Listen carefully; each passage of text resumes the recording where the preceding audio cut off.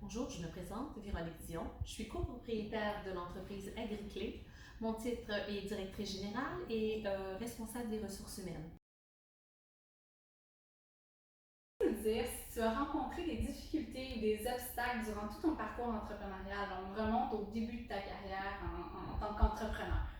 Ah oui, des difficultés, oui. Il y a eu des difficultés financières dans les débuts. Après, il y a eu des difficultés de connaissances parce que quand on commence en entreprise et qu'on n'a pas beaucoup de gens autour de nous, qu'on est deux ou qu'on est quatre, mais il y a toujours des choses pour avancer qu'on ne connaît pas.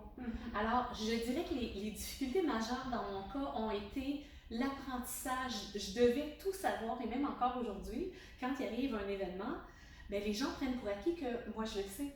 Puis, qu'est-ce que tu as utilisé comme outil directement pour aller chercher ces connaissances-là? Oui. Je pense qu'il n'y a pas une année où j'ai pas suivi un cours en quelque chose, là, soit en Photoshop, en informatique, en comptabilité, en ressources humaines. Toute ma vie a été parsemée de cours parce que c'est important l'apprentissage. Tu sais qu'Agriclé est une entreprise familiale, donc toute la famille est là, tes trois enfants ont participé au développement de l'entreprise. Donc je me demandais, est-ce qu'il y a eu des chocs générationnels quand vous avez vraiment décidé que les enfants allaient prendre éventuellement la relève de l'entreprise? Ce que fait Agriclé ce qu'il est aujourd'hui, c'est parce qu'on a participé à un plan de relève en entreprise. On avait seulement 42 et 43 ans. Et les jeunes étaient des adolescents avancés, 18-19 ans. Si on n'avait pas suivi ça, c'est sûr qu'on serait pas en affaires ensemble aujourd'hui. Parce que le choc des générations est tellement important, la vision d'avenir, la façon de travailler, chacun a raison et chacun a tort dans leur vision. Ce qui est important, c'est d'aller chercher le juste milieu de tout ça et d'aller chercher seulement ce qui est profitable à l'entreprise.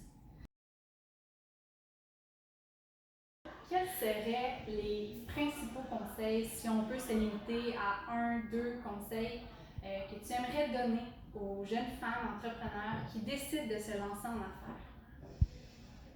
Pas se laisser influencer par rien. Moi, ma devise est toujours si 80% des gens le font à gauche, tourne à droite. Faire complètement le contraire de ce que la majorité des gens font.